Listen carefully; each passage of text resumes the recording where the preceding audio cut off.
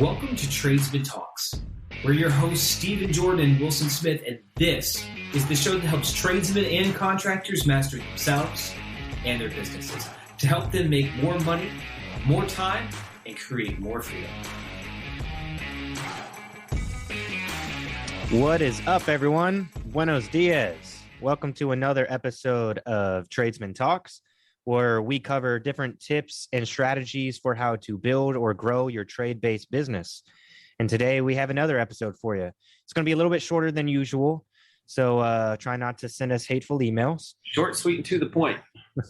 But I got a meeting right after this, and I committed to getting this done for you guys. So today we want to cover a topic that could help everyone, regardless of what position or phase you're in within the journey of building or starting your business. And that is doing what you can do rather than doing what you have to do. And sometimes we delay certain things because we may not believe or feel like we have to do it then and there. And by making the decision to procrastinate, it can often dramatically change the result or the experience of whatever you're working on. And so, I could speak from a recent conversation that I had. As you guys might know, I run local businesses around Florida. And sometimes when you're working in the house and you have things that are very process oriented, it can become natural to predict what's going to happen or to try to predict what's going to happen throughout the week. And because you're somewhat able to do that, you can mistakenly assume things will go according to plan. Right. And by approaching your project with that assumption, you might find yourself distributing your efforts inappropriately, meaning you might call it an early day one day because you think you're going to have extra time later on in the week. Let's say you're working on a smaller project and your average size job takes a week to complete. Well, because it's the smaller one, you might falsely assume that you're going to have extra time throughout the week. And so you have lighter days. Well, what might happen is later on that week, something comes up. Maybe you get sick. Maybe you have to do something that causes you to not be available for the job that day. And so you lose time. And because you stretched out your timeline, now that thing that comes up ends up being a delay. Yep. And you end up finishing your project much later than you could have because you chose to distribute your time in a way that, could have been avoided. What do you think about that, Wilson? Well, it reminds me a lot of, Parkinson's law. Okay. I always mess it up, but essentially it's, the amount of time that a task takes is always exactly equivalent or more than the amount of time that you allotted for it to take. Absolutely. Like if it was a 3-day task, but you gave yourself 10 days, it's going to take 10 days. It's a human nature thing. And that's why it's so easy to get us in trouble with it. Yep. Well, and we always, we tend to do a really bad job of estimating what time constraints we're going to have in the future and what other things are going to come up. It's just like, oh, right now I don't have to do this. We used to laugh a lot in sales because you'd see people that, they have like a streak. They get like, your goal is to talk to, let's say, 25 prospects in a day. And if you talk to 25, you're going to sell 3. Right. Mm-hmm. And so you'd see people that would get really lucky and they'd sell 3 right in a row. They'd be like, I'm just going to take the rest of the day off. And they'd have a really shitty next 2 days and they couldn't figure out why. And it's like, well, because, you broke the law of the numbers, right? By not continuing to go forward and see those people, you basically diluted the following 2 days because when an event happens is not within your control, right? You're playing the numbers. And a lot of people get really caught up in the right now as opposed to long-term averages. And the same happens with completing jobs. It's so much better in the long run and can be in the short term because even though it might feel like you're putting in extra work, you're going to feel proud at the end of the day that you did something you didn't have to do. Though it doesn't feel good to do things you don't have to do sometimes to push yourself to actually take that action. But when you do it, it feels good. An easy example that might be good to understand or easy to understand is going to the gym. Yeah. We don't feel like going to the gym. We don't have to go to the gym. But if you choose to go to the gym and at the end of that workout, you typically feel a little bit more accomplished. You feel a little bit more pride in yourself because you not only did the thing that you committed to doing, but you did it and didn't have to do it. Yep. And if you apply that to your work ethic with your actual work, you'll get that same sort of positive feedback loop. And when it comes to something that might be project-based, it very well may end up with you finishing that project early. And it's so much more rewarding to have a day off from finishing your project early than to have an earlier day and finish your project on time. Yeah, well, and the downside consequences to one of those is almost nothing. Downside consequences to the other is pretty high, right? Yeah, I'd rather have a whole day free that I can go to the beach and do whatever I want that day versus an extra hour or two of watching Netflix or, whatever you might do on an earlier day off. Yeah. Well, and I guess, it's when you look at what you can do versus what you have to do, I think for a lot of people, it's not having the minimum standards. Like if you find yourself in a situation where it's like, oh, I could take off a little bit early today and only work 6 hours and make it up later. It's like, unless there's something like pre-scheduled that is worth taking off for, you'd be better off getting ahead.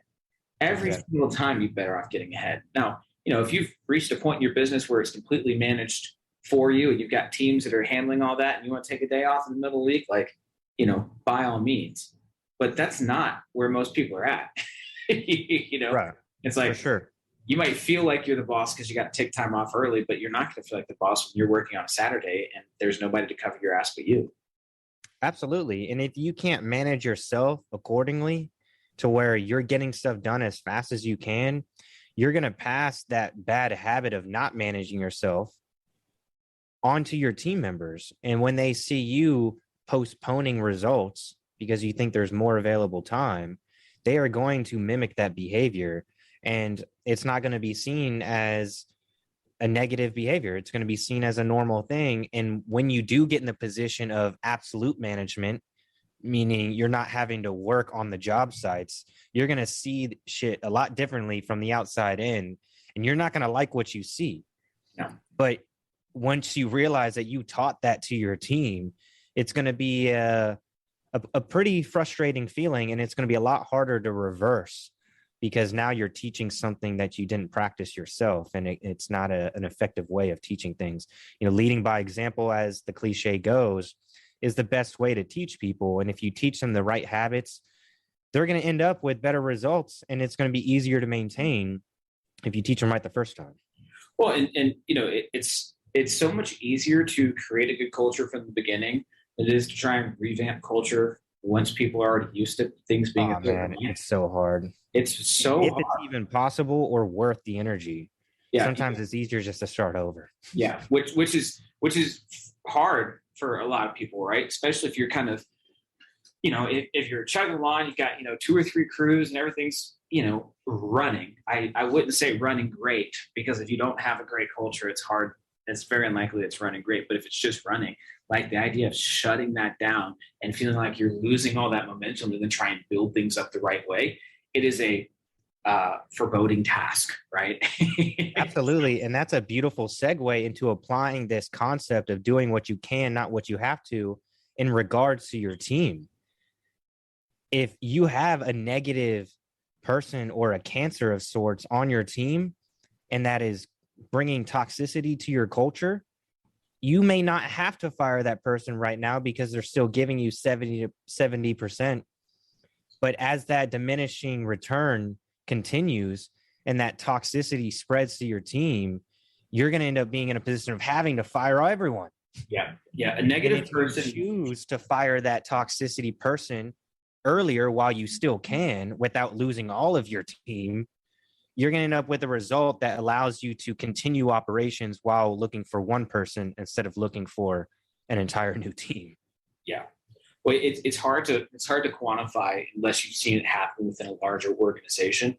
Like if you have one person that, even if they're like a solid performer, but they are negative all the time and they're talking shit about you and the company behind your back to other employees, and they're sowing those seeds of unrest, if you will, like it is hard to quantify how much damage it does to all of the other people. So even if that person might be a great worker, they will cause so much more harm then they cause good. We used to have a very strict rule, and the rule was puke up. So like if they found you complaining to another person at your level within the community, or complaining to somebody that was not your manager, it was like, hey, that's warning number one. Like we don't deal with that, right? If you have a problem with the company, talk to your manager. Let's get it resolved. Let's get it figured out. But there's no like this side puking, because all it does is it ruins your day and it ruins your other employees' days. And that, as a rule, did phenomenal things for the organization. But you have to be aware of it.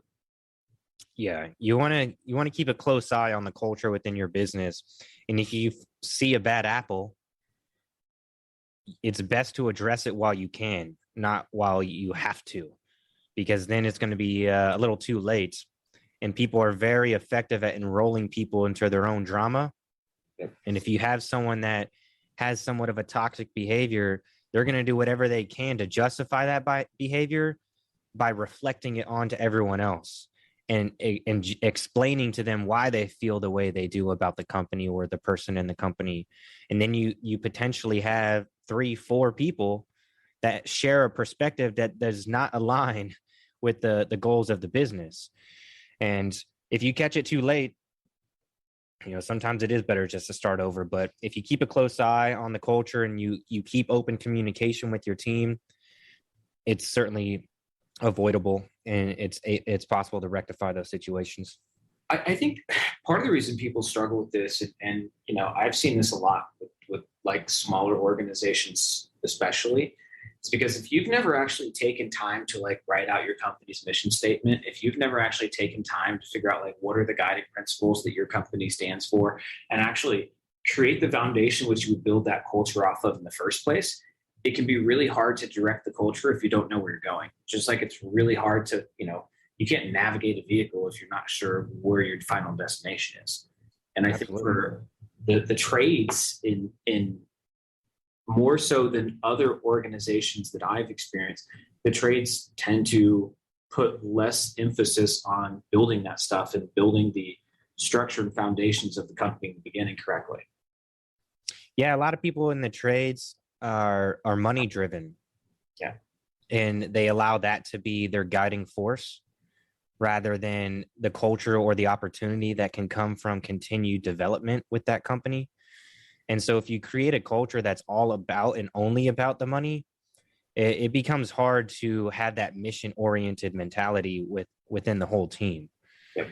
And so that can be a slight distinction when you are growing your business or developing a culture. You need to have a clear idea about what your mission is, what your purpose for the business is, and how you can help everyone else within that business get closer to their own goals, how you can all collectively use the business as a vehicle to get you all closer to your goals. And that's the strategy component of being a business owner and being a person having someone to manage the people within your business. If you're in that position, it's very good for you to know what other people want. Some people are just really focused about the money. So you sit down, you talk to them on how they can get the money, but some people want continued growth. Once they have that certain benchmark of finance, they're going to want more. And so giving them a plan to grow is going to be a healthy approach for everyone in your business. And some people may not know what they want. That's probably a lot of people, especially as they are entering your business. They may not know what they want. And so checking in periodically to try to define those goals together is going to help you help them. Yep. And it'll certainly help them help themselves, because now they know what they're working for, and you can be the support system and the resource for them to help achieve that goal. So at what stage with your guys did you start doing? Because, in my opinion, I think one of the easiest ways to do that is quarterly reviews, right? Sitting down with the guys, just, hey, what does this look like for you? Where do you want to go? How do you fit into the culture? And it's great because quarterly reviews are a great time to go through that culture. In our templates, we have the company's mission statements and how somebody falls in line with those mission statements as part of the quarterly review. So it's always top of mind. But at what stage did you start doing that with your guys? Throughout my journey so far, I have had different approaches. I used to be very standardized with it all, to the point where we had bonuses we had a whole morning checklist. I used to have a shop manager, and part of his role was to check in every single morning with these guys, go over the daily plan, and also give them an opportunity to recite the company mission statement. And if they recite it correctly, they get a check mark. And at the end of the week, we had like a point system. And so, if they accomplished what they were seeking out to do the following day, they got some points. If they recited the mission statement accurately, they got some points. You'd be surprised, not everyone puts a lot of effort into some of these things that are pretty simple, but we incentivized everything. And then we had, at the end of the week, or at the beginning of every week, we reflect on the previous week. I actually have a trophy that we would give to the person. I love it. But now, I was very much more involved back then. Now I have stepped out, and I check in periodically, and I delegate the standardized process to the shop manager now. We have operating partners now, so it's a little bit differently. But now it's more of a personal connection that I work on developing. So when my office is right next door to our shop, and so I'm here pretty often, and I'll just check in, ask them how things are going, and try to be more of that mentor, if you will. Yep. Rather than their boss trying to assess and critique them. Yeah. But both are valuable and at times necessary. But to have a standardized way is I would say the best way to start, because it creates the habits, and it allows you to, make sure all the boxes are checked, quite literally. Well, I mean, that's an interesting thing, because I think for, the average contractor listening to this that maybe has one or two guys, the idea that you might check in with your guys every morning and give them a chance to recite the mission statement. They're like, oh, that's corny. You're like, it was super corny. I had it taped on the windshield of every work vehicle. Yeah. Well, it was very easy to know. They should have it memorized. But it's such an interesting concept, right? Because it is corny. And there are people that are, I guess, resistant to things that feel corny. But dude, it's corny, but it fucking works. Well, the guy who's okay with corny is getting an extra $200. Yeah, that's what I'm saying. Well, and the manager / owner that's okay with corny is getting much better culture out of his team, is getting much better production out of the guys that work for him, and also is able to find those guys, because I'm willing to bet, if you look, because you have guys that have been with you for years now, right? Right. I'm willing to bet that the guys that have been with you for years were the guys that were fine with buying into the corny. Yeah, those are the ones that stayed. Go figure. The ones that didn't. Yeah. So it naturally happens that way. And that's how you develop a stronger culture. The ones that fight against the current are not going to stand. They're not going to last. And a lot of times they end up firing themselves in a way. They just get so resistant to everything because they're, for whatever reason, there's a lot of them. Yeah. But cool cards, man. Too cool. Yeah, that too cool for school mentality does not work. And those are the ones that leave first. Yep. That's I really like that approach. We might see if we can implement that in the Austin shop. Yeah, I way overpaid for a custom trophy. I should have just went to the thrift store and got one. Good lessons. Well, I mean, but there's supporting local businesses. I guess. There's something to be said for that, because there's different management styles, but with every single one, it's going to be a combination of carrots and sticks, right? You have to have both. And I think people, I've worked in organizations where it's if you do this thing, your grand prize is an iPad, and some people get excited and care about that. But I have seen people work so incredibly hard for a little coin, right? That, I know. Says I work really hard. And I've seen people work harder for that than they have for iPads. Because the thing is, you remember people, well, you may not, because my first job was a bagger at Winn-Dixie when I was 14. Okay. And it was crazy how excited people would get over a 10-cent raise. Uh-huh. They earn that raise, and that raise just happens to be 10 cents per hour. Right. Right. Well, Yes, sir.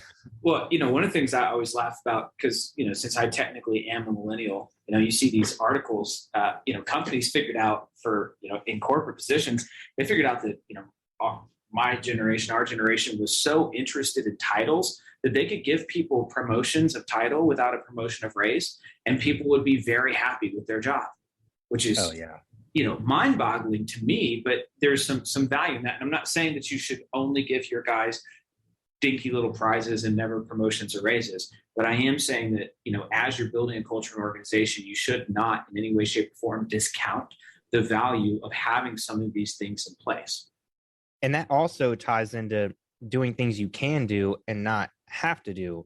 If you have these incentive programs and you implement them at the beginning of developing your culture, it will prevent you from having to do some of these things the hard way later on. And so I love how all of this kind of ties in. That's nice. Just naturally. But it's about doing some of these things that you can do rather than waiting till you have to do them. And that can apply to the production side of your business. That can apply to the development of your culture. And that can certainly apply to the financial aspect of your business as well. If you're developing all of this cash flow, you can certainly choose to keep increasing your expenses. You can buy that second BMW or that third AR-15 or, another dirt bike, or you can continue to build your war chest, continue to build your reserves so that you can make more confident and strategic decisions for the long run. Yep.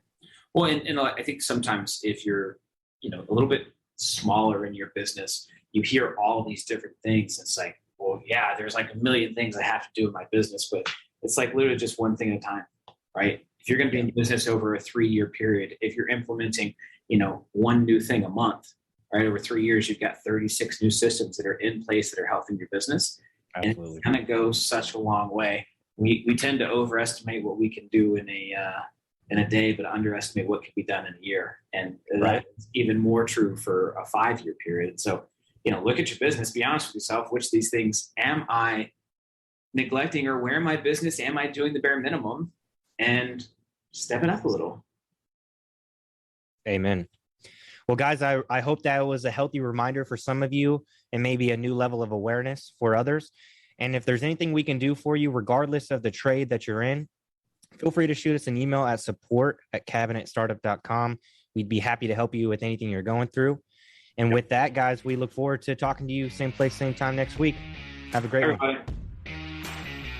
Thank you for listening to another episode of Tradesmen Talks. If you like what you heard, it would mean the world to us if you could hit that subscribe button. Subscribing lets us know that we're adding real value. We believe in paying it forward. That's why we started Tradesmen Talks, to help change the lives of tradespeople everywhere. Tradespeople are the backbone of our nation. So if you know someone who would benefit from what you learned here today, share this episode with them. Pay it forward, because we are all in this together.